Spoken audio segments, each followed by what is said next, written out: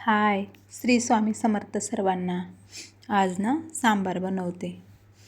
तर त्यासाठी मी इथं कुकरमध्ये 1-1.5 ग्लास पाणी टाकलं आहे आणि तुरीची डाळ धुवून शिजायला टाकली. थोडंसं टोमॅटो टाकलं आहे, अर्धा टोमॅटो कट करून हळद, तेल आणि 2 शिट्ट्या शिजून घ्यायची आपल्याला, जास्त पण गाळा नाही. आणि त्याच्यानंतर इथं मी कढई ठेवली. कढईत 1 चम्मच तेल टाकलं.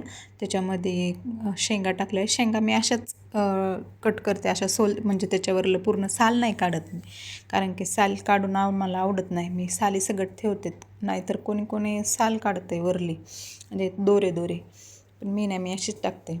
तर इथं मी एक छोटं बटाटं पण टाकलेलं, बटाटं आणि 1 वांगं. आता सांबार म्हणल्यावर याच्यामध्ये पिवळा भोपळा, आपला पांढरा भोपळा कमी पडला आहे, पण आता नव्हतं माझ्याजवळ, तर काही गोष्टी नसल्या तर ॲडजस्ट करावं लागतं सांबारमध्ये. तर ते पण मी 2 मिनटं शिजवून घेतलेलं, बटाटं ते शेंगा.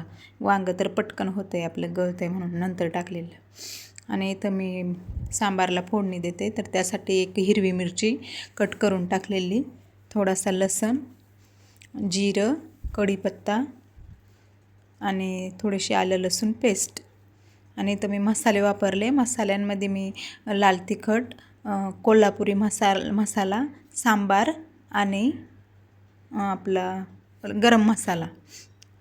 त्याच्यानंतर हे जे डाळ आपली शिजलेली ते टाकून द्यायची. छानशी मस्त असं 1-2 उकळी येऊ द्यायची. सांबारमध्ये कोणी कोणी चिंच पण ॲड करतात, छान लागते. मी नाही टाकली आता सध्या, कधी कधी टाकतेत मी पण, कधी अशी कधी तशी करते. नाही बघा, छान मस्त असे 1-2 उकळी येऊ द्यायची. आणि भातावर मस्त, मला सांबार केला त्या दिवशी ना, मला चपाती खाऊच वाटत नाही, भातावरच खाऊ वाटतो आहे सांबार. आणि शेंगा तर मला खूप आवडतं, शेवग्याच्या शेंगा मला तर अप्रतिम लय आवडतं. आणि बघा इथं आपला सांबार रेडी आहे. माझ्या रेसिपी तुम्हाला आवडत असतील तर लाईक करा, शेअर करा, सबस्क्राईब करा. हे बघा आपला सांबार कसा तयार आहे, मस्त छानशी तरी आली.